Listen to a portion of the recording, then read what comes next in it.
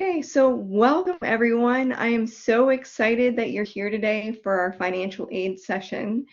This is an advising short session, and it's brought to you by the MAP, My Academic Pathway advising team.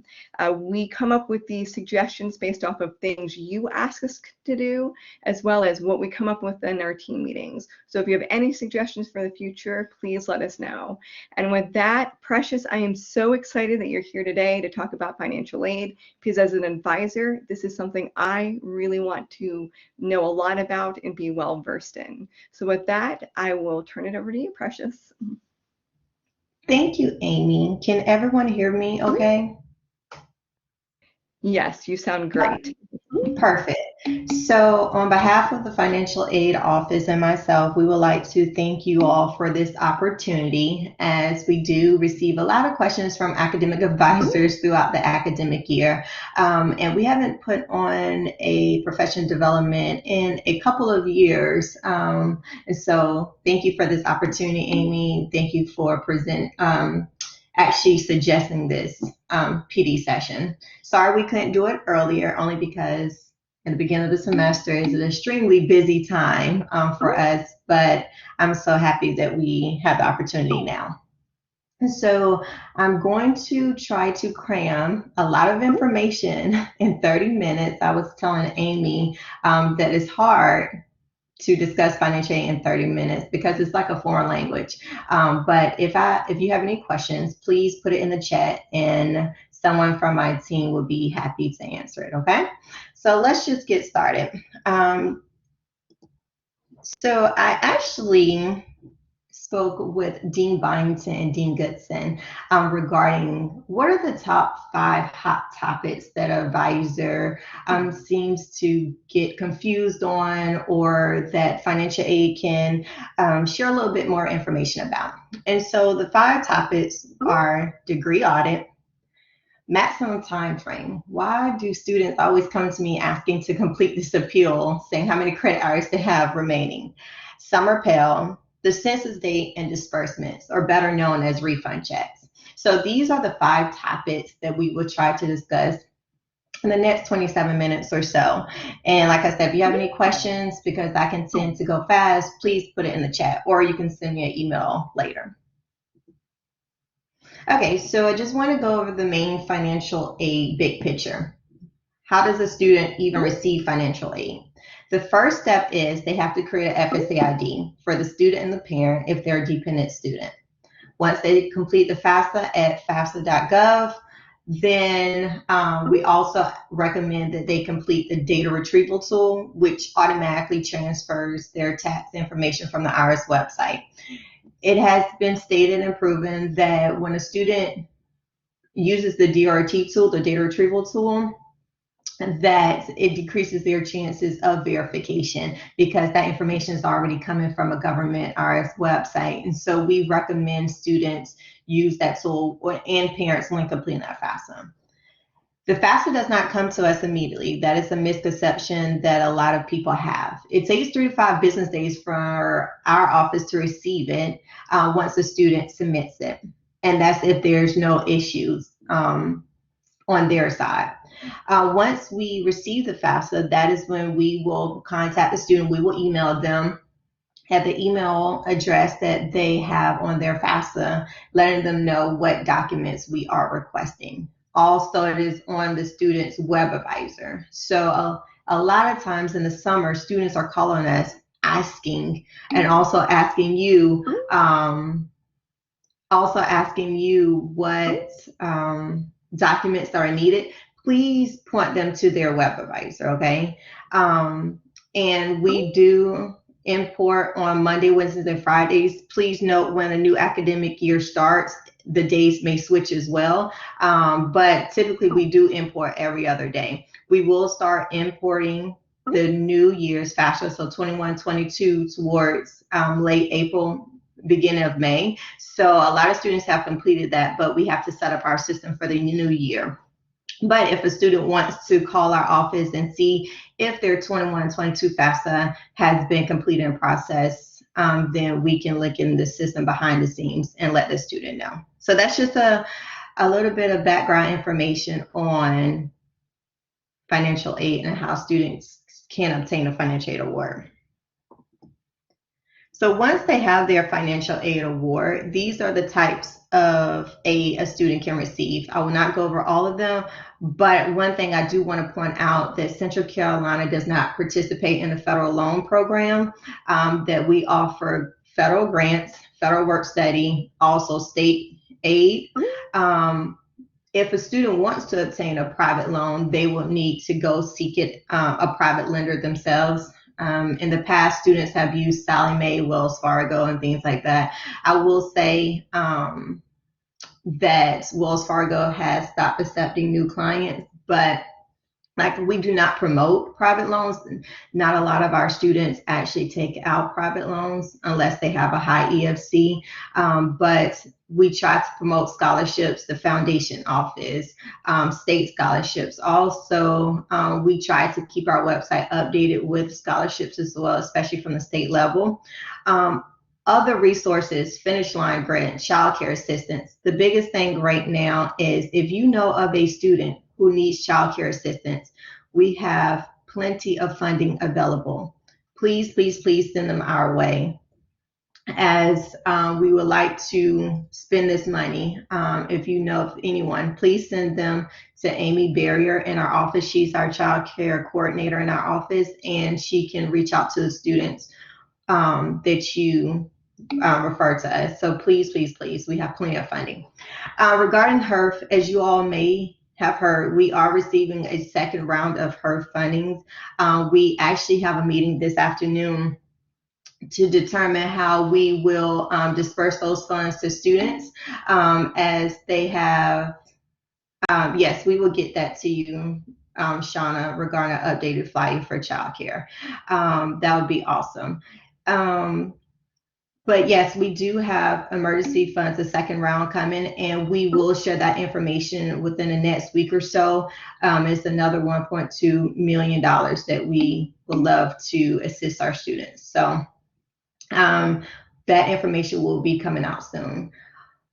Any questions on types of aid? This is pretty much the general umbrella of the types of aid we offer here at Central Carolina Community College. So the big topic, degree audit. If I will say, this is the most interaction that I have with academic advisors, is with degree audit. And so I just want to explain what degree audit is and why pretty much you all come to us, because we're just a messenger, honestly. We send the emails out when students do not take courses in their program of study. And so degree audit, Department of Education requires us to run a process to ensure students are taking courses in their program of study. So for example, if I'm a cosmetology student, I cannot take welding courses. Even if those courses are required for me to attend the best university in the world, UNC Chapel Hill, I still cannot pay that student for those courses at all. And so just be mindful, we can only pay for courses that are required at Central Carolina Community College. That is for federal and state aid. So I want to put an asterisk. K-14 Promise program have their own regulations. Okay, so that is a separate topic. And Mary Smith Carter can help you with that. I'm only referencing federal and state aid. But when a student does not take courses in their program of study, it can affect how much we will pay them in financial aid. And so I included a chart. If we're only paying 9 out of 12 credit hours, meaning 9 credit hours in their program of study, but a student's enrolled in 12, we're only going to pay them for 75% of that time. And so we run a degree audit process twice a day. We send that list to the registrar's office. So when a student receives that notification from us, I do ask that you do not contact the financial aid office, but rather that you contact the registrar's office. We're just a messenger. A lot of times academic advisors call us because their student is upset, which makes them upset, and we're just a messenger. We have already ran the courses by and have evaluated the courses with the registrar's office. So just know that when we send that student an email, it's already been reviewed by the registrar's office. So the solution for this is please follow the academic plan, and only enroll students in courses they're required for their major. And if you have an issue or if you're unsure, please contact the registrar office. Particularly Haley Thomas can assist you, and of course Dean Jamie Childress. But normally our point of contact is Haley Thomas for degree audit. And I included a letter, the email that we send to students. We outline the program of study. We also tell them to go to their academic advisor to resolve this issue. And we also say the courses that are not picking up, and we list the general reasons for that. So like I said, we're just a messenger. We've already evaluated with the registrar's office. So please, please, please, if your student receives this email and you're unsure, please contact Haley Thomas in the registrar's office. Okay, so the next big topic is SAP. A lot of times our students are considered a maximum time frame status, and they have to go to you to complete the last page of the SAP appeal, deeming what courses are remaining in their program of study and their graduation date. And so I just want to give a little bit of background information of SAP in general, and then we will go over why they have to contact you. So student attends classes at the end of each semester. Once grades have been submitted, which we ask that everyone, if you are an instructor, to please submit your grades on time. So therefore, we can evaluate SAP and send out those notifications as soon as possible so students can know if they will have financial aid for future semesters. Students are notified via email a couple of days after the end of each semester. Once they are notified, we tell them if they are suspended or have a satisfactory SAP status. Another misconception people have that we do not include all periods of enrollment. Please know, if a student started in 1980, we're still going to look at those grades in 1980 all the way to the present day. And so that can affect a student's financial aid eligibility. The three main components of SAP is they have to have a 2.0 financial aid GPA, which is a lot different from, which can be different, from their academic GPA. They have to pass at least 67% of their attempted credit hours.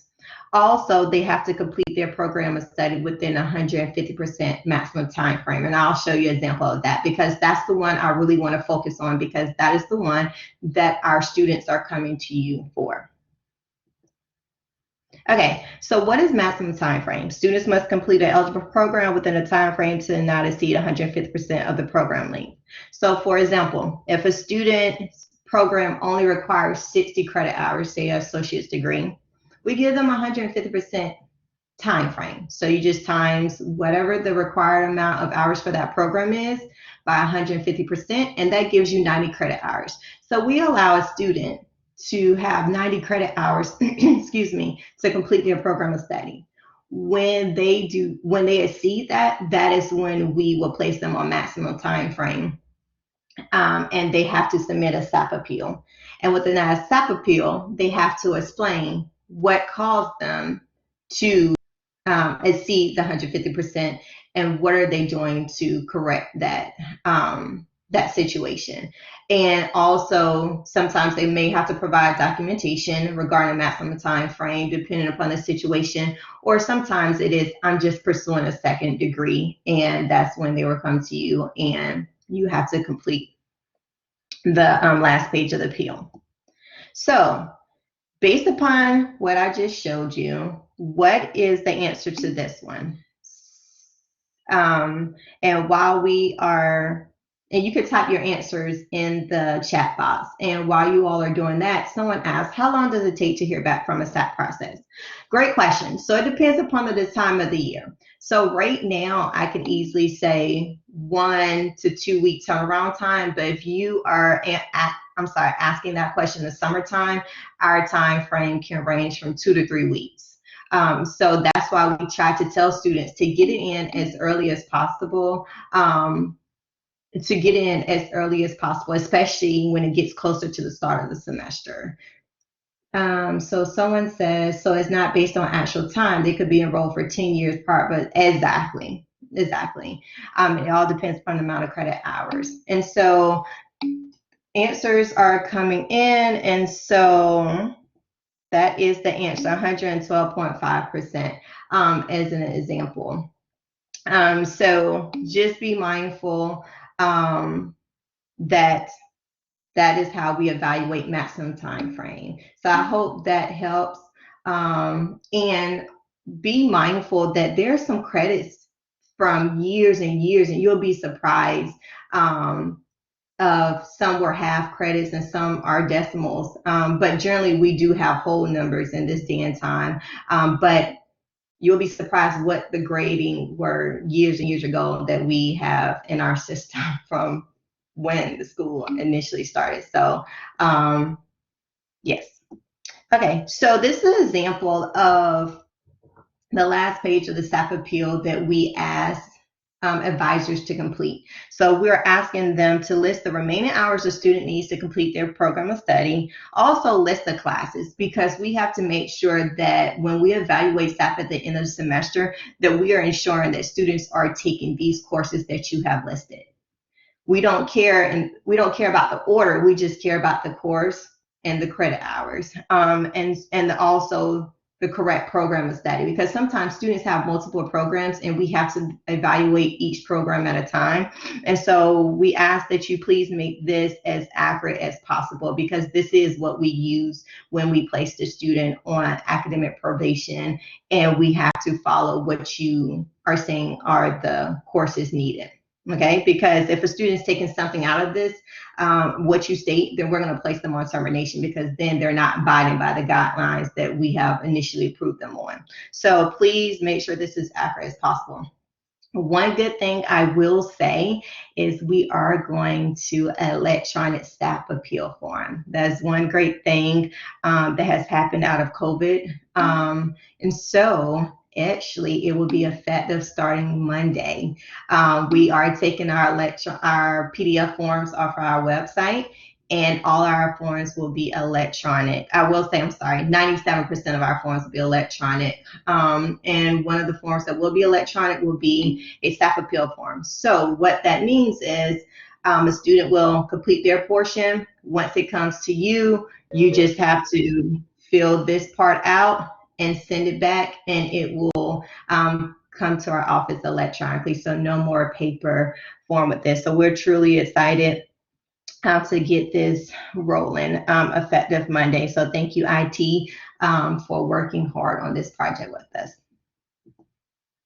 Okay, so summer financial aid is another hot topic that we get a lot of questions about. Okay, so I'm going to spend a little bit of time. I know we have 10 minutes. I wish I had more time, but summer financial aid. So there's a difference between year-round Pell as well as just leftover summer Pell. So leftover summer Pell, which we call rollover, a student must be eligible to receive financial aid and have undispersed aid from the fall or spring due to being less than half time. So for example, if I was part-time in the fall and part-time in the spring, I just have money left over in the summer to use. But the Department of Education has also come out with year-round Pell, which means I receive 150% for the year. So, meaning I have to be in 6 credit hours for the summer, but I also have to have been full-time in the fall and spring, which means I would just get another 50% portion of my Pell amount. And we're going to go over 2 examples because I know it can be very confusing. But just know that there is summer aid for students. We do not offer state grants in the summer, as that is a state mandate, but we do have Pell, and sometimes we have FSCOG money left over in the summer as well. And so as an example, a student's enrolled in 12 credit hours in the fall, 12 credit hours in the spring, and also 12 credit hours in the summer. How much Pell would they receive in the summer? And remember, this is year-round Pell because they were full-time both semesters. And Constance got the answer as well as Erica. Yes. So the student would be able to receive the full $3,098. Be mindful, these figures are from a previous year, so I have not updated for this year, but yes, the concept still remains the same. Okay, what about if a student was full-time in the fall, full-time in spring, 6 credit hours? How much would we give that student? And the tricky part here is they're in 6 credit hours. Remember, we prorate 8. So if they were in 12 and received 3,098, just be mindful that this time that we're going to have to cut it in half because we're going to have to cut it in half because they're in 6 credit hours. So we still have to prorate it, but just be mindful that they are still be eligible for some type of aid, being or giving that they are taking courses in their program of study as well as their meeting staff. So they still have to meet the normal financial aid eligibility requirements. Okay, so that's just a little,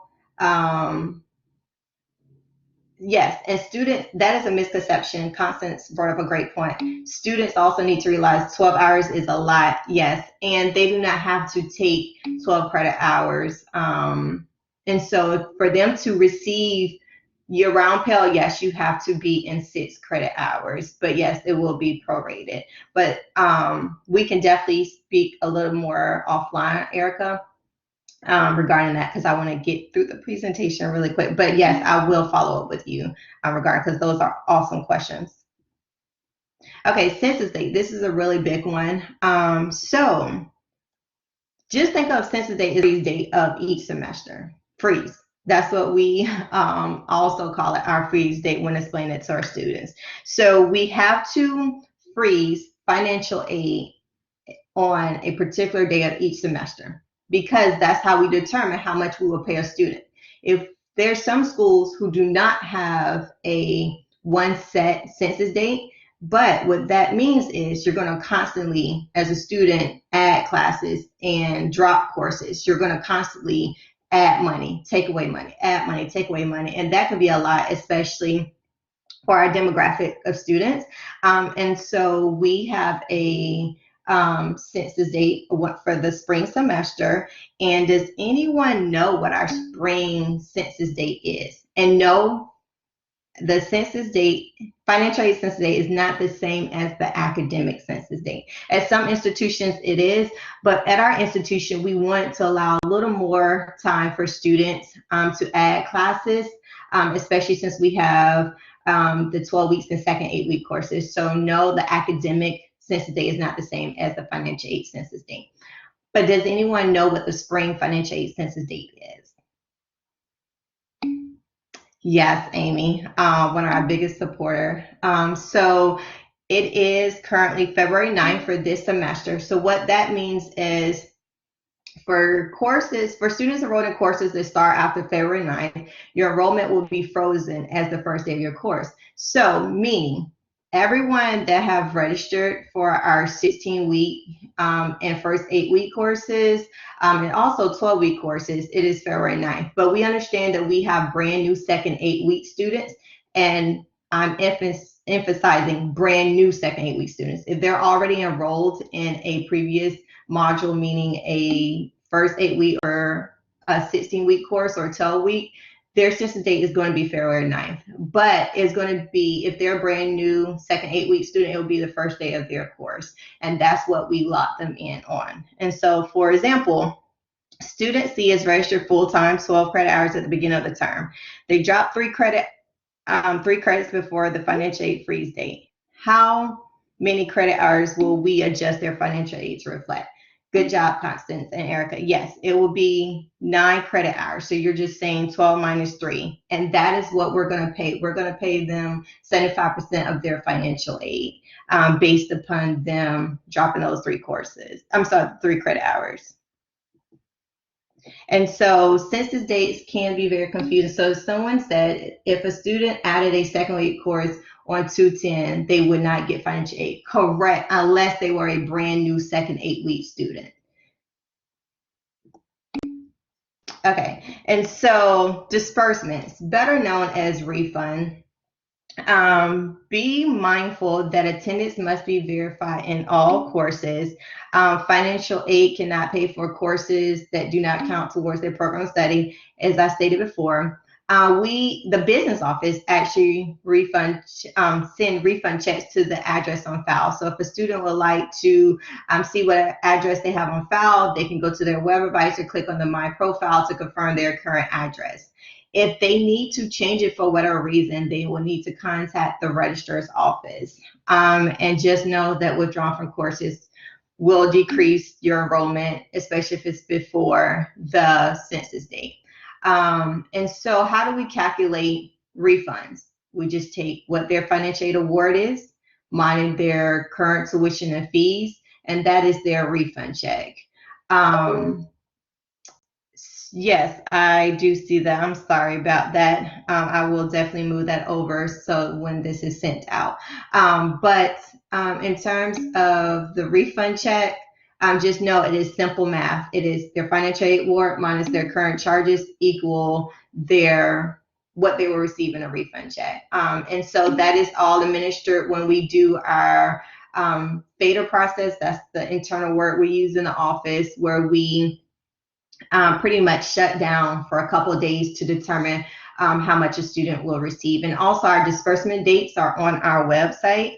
And be mindful that a student could receive multiple refund checks. So federal Pell and other aid are calculated based upon the student enrollment. So if they're enrolled, say, in the first 16 weeks, as well as second 8 weeks, we will use what their financial aid eligibility is when we do our first disbursement. If it's a small portion, they may get back, but they also have a second 8-week course. We're still going to disperse aid for that because that will make them full time. So the first disbursement, you see where we're only going to pay 9 credit hours. In the second disbursement, we're going to pay another 3. So that will make them full time. And so just be mindful that a student could receive multiple refund checks. And like I said, disbursement dates are on our website as well. That was a lot of information. That we have 2 minutes left over because I want to respect your time. Are there any last minute questions? There are great questions coming in the chat. Is there any clarifying questions at all? The main thing to walk away is please, please, please. A lot of this information is on the student's web advisor. Also, if a student wants to talk to us, the best way to get in contact with our office is virtually. Our links are on our website. Also, our website has updated information regarding a lot of our processes. And Erica just put in the chat, so what happens if a full-time student drops a second 8-week course after 210? So that is an awesome question. We will pay, when we go and see if they're eligible for a disbursement, then we will evaluate if they're enrolled in that course or not. And if they're not enrolled, then we wouldn't pay them for that. So, but that is an awesome question, Erica. Are there any other questions? Because we can't pay for a course that a student never attended. That's why we have to verify attendance. And so if it happens after disbursement, though, it doesn't matter. Exactly. It's at the time of disbursement if they pass the census date. So when do students have to pay money back? That is an awesome question. And so a student has to pay money back when they're total with return on Title IV if they have not passed the 60% mark of their term.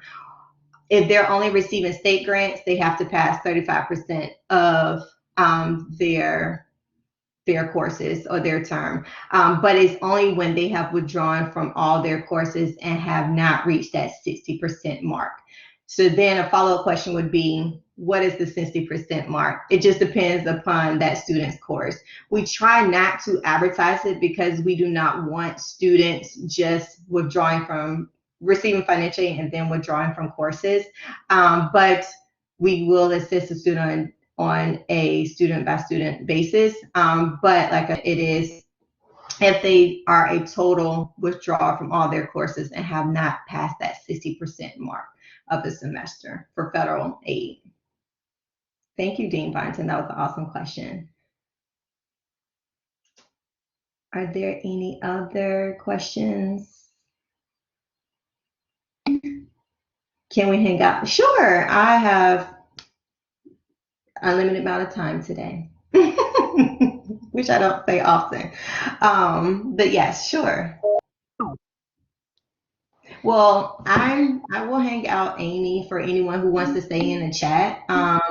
And thank you so much for this opportunity. Like I said, it has made my day to have this opportunity to chat with you guys, and hopefully we can get on the books for a second one as the semester progresses and summer is about to start and the new academic year. So thank you guys, and I hope you have a wonderful day, and I'll stay around if anyone has any other questions. Precious, thank you so much for presenting, and thank you to everyone for coming. We're so glad that you're here. And with that, I think I'll stop recording and you all can ask more questions. Hey, Precious, I have a